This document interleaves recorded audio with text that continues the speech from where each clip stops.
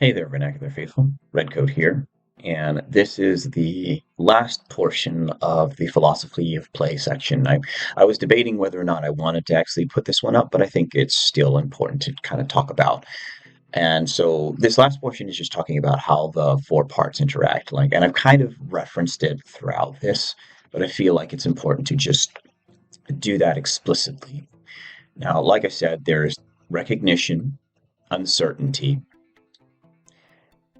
experience, and adaptation. Like all of these flow into each other.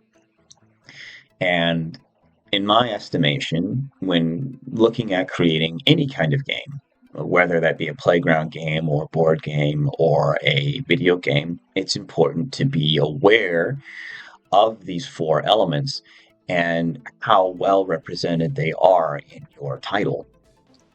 Now, like I said, it's all four of these flow into each other. So, firstly, you've got recognition, right? So, as I said before, recognition is not just seeing the other person or seeing everything that's happening and understanding that that is what it is, but it's also being recognized by the other person or by an audience or by the game itself as what you are. It helps with self-discovery, but it also helps with one's ability to understand the world at large. That's one of the things that games do. They help train one's ability to recognize essentially the rules of the world, how things work. Um, and so there's a recognition of the self, there's a recognition of the other person. And this means that it doesn't just mean, competitive games and all that stuff, but it's also playing with other people. But that recognition then leads to a certain amount of uncertainty because you're not certain of whether or not what you see is correct. You're not certain as to whether or not what you see is correct or what is right and wrong. Or there's an uncertainty where you do know what you see, but you're not certain if what you're going to do in response to that will work, or what you're going to do in response to that will not work. Which, incidentally, is hand in hand with the adaptation aspect, because adaptation is your decision of what to do in response to what you have seen.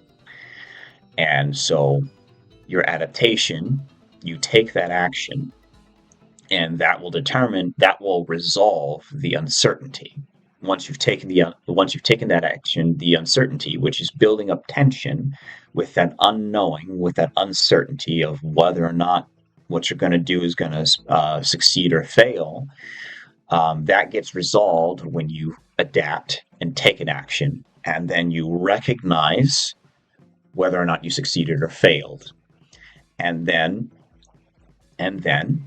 with the new situation, you have some new decisions to make, assuming that you didn't just win the game. If you won the game, then you recognize yourself as the winner. And, game's done.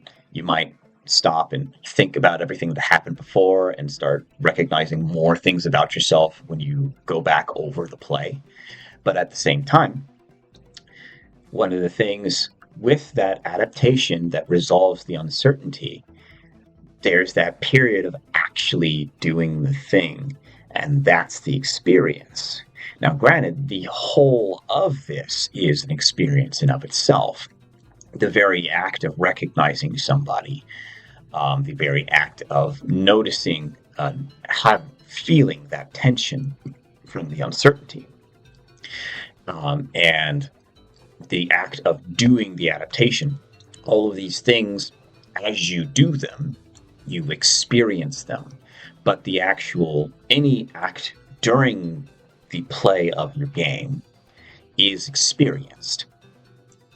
And all the three other elements basically are parsing that experience. Like, you caught the football. Well, now you have to recognize, okay, I caught the football. What do I do now? So you start adapting. And what you're recognizing is the rules of the game that you're playing. Because you caught the football, that means I'm playing football. Right, I'm a player in football. I mean, normally you wouldn't just forget in the middle of the game that you're playing football, but follow with me here. Uh, right, I'm playing football. Right, so I have the ball, look back. Here comes the linebacker. Shit, I don't know if he's going to catch up to me or not. Uncertainty.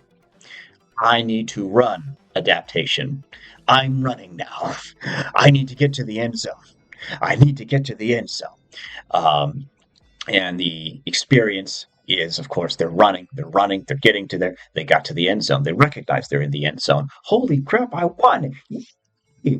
I'm gonna do a funky dance. This is not necessarily adapting to the game, but I'm adapting to the fact that I think it's gonna look cool. And then looking to the audience, and they're all cheering. They think you're cool. They're recognizing you as an awesome player. You're recognizing that. You're recognizing that they love you, or at least it seems like they do. Not sure. For that brief moment, at least. And you're feeling accomplished. You're feeling amazing. You're feeling great. Um, and so that's the whole thing. It all flows together. And when it comes to games, recognizing elements of that, where does the game facilitate certain things? Like, say you're making a board game and you've got a player who's playing the game in a very particular way that is conducive to you doing it well. Well, wouldn't it be good if the game recognized that the player was using a good strategy? That could be something as simple as you get a token. You get a token that says playing in hoarding. Let's say the game rewards you hoarding for some reason. So you have a token that says, "Hey, you are hoarding right now. You're playing the game well." Or you have some point system in the game that multiplies your points by the amount of things that you've collected.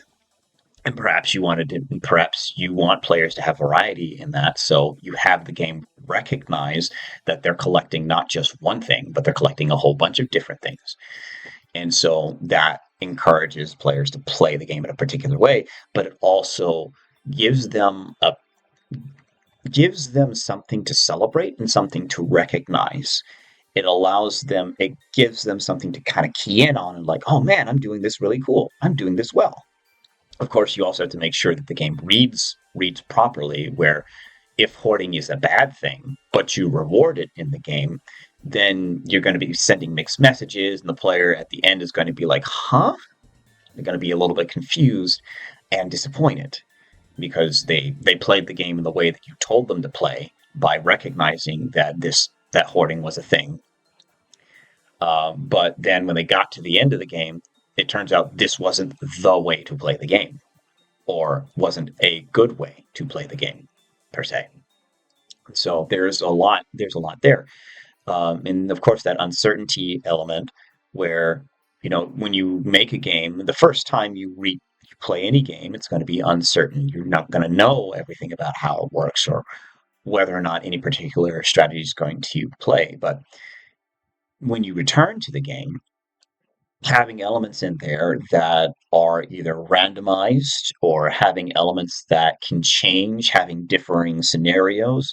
I think of the betrayal at haunted house at the hill at the haunted house on the hill, where that game has a whole bevy of different scenarios that change the rules of how the game works, and has when those scenarios come up be randomized, and furthermore randomizes its board. And so there's a whole bunch of different things that make it so that it's a fun game to return to over and over and over again. And some elements of that uncertainty are come from the players themselves as they choose different ways to go through the game. And so there's a lot happening there where players can recognize, well, I played the game this way back in the day, but I'm going to play it this way now. I'm going to try it this way. I'm going to see how that works. and they create uncertainty for themselves because they're trying a new way to play the game, or they're playing the game as a different character who actually does play significantly different from another one. Like there's a bunch of different elements that you can do to create uncertainty, and not all of them are one-armed bandits. Not all of them are just rolling dice. Now, rolling dice are useful. Dice are useful, but you have to understand the type of randomness that you're introducing with that, because it's not as controlled as, say, a grab bag, or a deck of cards. And there's a bunch of different ways to manage that, to create different types of uncertainty, and ultimately different types of tension for you to resolve. And of course, with that in mind, we also have that adaptation aspect, which again, when you control how your uncertainty manifests, that also creates the different types of adaptation that players can do, especially if you give players different ways to influence uncertain things. And so that's an element of that whole adaptation aspect, and that's going to be in your game. And you have to be thinking about, well, how do players manage the problems that I'm putting forth? Do I give them enough creative options? How would this player adapt to this? How would that player adapt to this? And will I allow my game to recognize that as a valid answer? Because that's another thing. You might say that you might have your game be such that playing super defensively is not encouraged, because perhaps for some reason it's just not fun to play your game that way, and so you set it up so that it will penalize you for doing that. Or perhaps you want the game to be played aggressively, and so you set it up so that the game rewards you for getting in there and attacking the enemy. There's a bunch of different thought lines here, but again, it you need to be thinking about how the player is going to adapt to the scenario that you've presented. How is your player going to manage the uncertainty that you present in the game? And then finally, that experience element, which is very important, because that's with the soundscape that you create. What music do you put in there? Because that's going to be one of the most direct ways for you to create emotion in the player. What kind of a narrative are you putting in there? As the player pieces together and recognizes the story, there's going to be a tone in there, and they're going to feel an emotion based off of the tone created from that series of events. Not to mention how your world is presented in the game. Like there's a whole myriad of things that happen experientially, that are enabled by the fact that we humans are very empathic, and so just having your protagonist in that world, seeing things, seeing things in a particular way, feeling things in a certain way, showing them get hit really hard. Like a lot of some player will empathically respond to that. Be like, oh wow, wow, wow, that seems like it really hurt. And one of the things about particularly video games is that when the player is playing as the character, they won't say, wow, he got really hurt. They'll say, wow, that hurt. And so that is a part of that whole experience thing. So it's how immersive is your thing. And even with a board game in particular, just the idea of the materials you use to make it. Like, say you decided to make a board game entirely out of quilting materials, so that you get this nice fluffy feel to it that's just unique and just kind of nice to hold in your hands. Or perhaps you go for a more standard wooden partita version, and so you've got wood pieces, and the board itself is not actually made out of cardboard, but it's carved out of wood. Uh, Very expensive, probably, to make, but it has a different sense to it. It has a different scent to it, even if you're using rosewood or mahogany or something like that. And there's a whole bunch of different things that can just come out of how your stuff is made. I mean, we get to VR in particular, which is very much looking towards the making you almost directly feel things. And I mean, the further into that we go, the more innovations I think will create, particularly in the haptic space for touching a thing and it actually feeling like you're touching it, so you directly feel what's happening. And so that's the elements of play and how they kind of react. And again, just to recap on experience in particular, its interaction with everything else is that it's the filter. It's what is filtered into everything else. The experience, what you experience, creates the uncertainty as you analyze the situation. What you experience is what is recognized. You recognize what you are experiencing. You see it, you understand it, which then creates the uncertainty. And you, the adaptation, you by analyzing what you recognize, you start to adapt to it.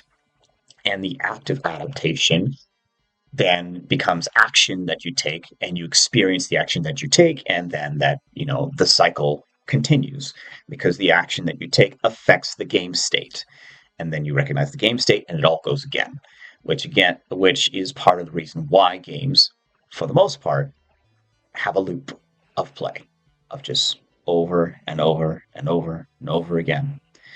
um, while it is good for games to end, it is important to understand that the very act of play itself is a loop.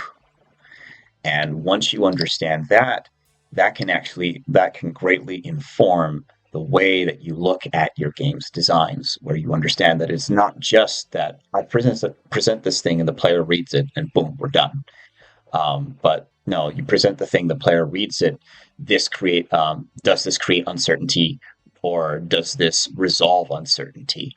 Um, does this inform the player's ability to adapt with something? Inform the player's ability to adapt, or does this make it harder for them to adapt to something? And the very act of reading it itself, did this cause an emotion in them? Do we expect this to cause an emotion in them? And that it's all very interconnected, and it will just continually go and go and go until you decide to cut the thread and say, we're done. And once you're done, did the player win or did the player lose? Well, I mean, you can tell them with your game, with what you reward and what you do, but at the end of the day, the player might have their own goals that they're recognizing. So even though they might have won the game, they might have been speed running, and so they recognize themselves as losing. But I digress. That's all I've got to say here on the philosophy of play. I hope I've given you some interesting things to think about with regards to just how to design your games with respect to understanding what play itself is, and also to reiterate a point that I said at the very beginning. Play is happening all the time. And in reality, the difference between whether you are working, whether you're playing, is if you're having fun. And that can be as simple as a perceptive change. So I would encourage you, when you're going through life and you're doing different things and you start feeling bored, try to look at it from that lens. Ask yourself, why am I bored? Is this just not making me adapt enough to it? Is there not enough uncertainty with this? Am I just not present for this? Or am I bored with the experience? As I have experienced this so many times that I don't even notice it anymore. Or am I just not seeing the fun in this? Am I not recognizing it? Or is it even fun? So, just some food for thought there. At any rate, this is Redco, signing off. Play the games you want to play, boyos.